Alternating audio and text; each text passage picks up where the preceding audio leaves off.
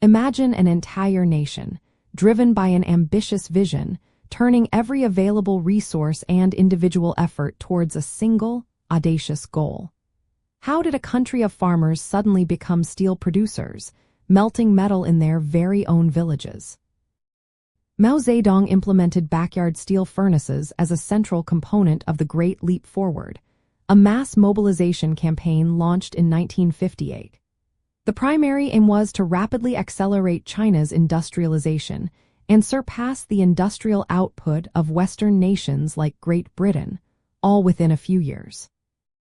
The underlying why for this unconventional approach stemmed from Mao's strong belief in the power of human will and mass enthusiasm over technological constraints.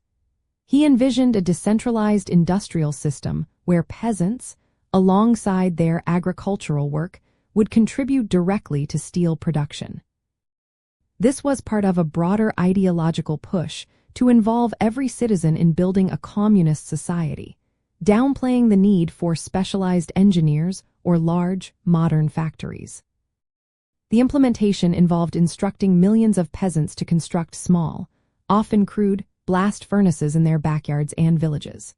They were encouraged to melt down any available metal, including old from tools, household utensils, and scrap iron, often using wood and coal as fuel.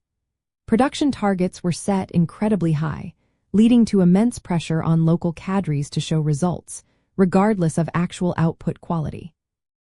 A significant consequence of this campaign was the production of vast quantities of unusable pig iron, which was brittle and of extremely low quality, making it unfit for industrial use. Furthermore, the diversion of labor from agricultural tasks to steel production, coupled with exaggerated harvest reports, severely impacted food supplies.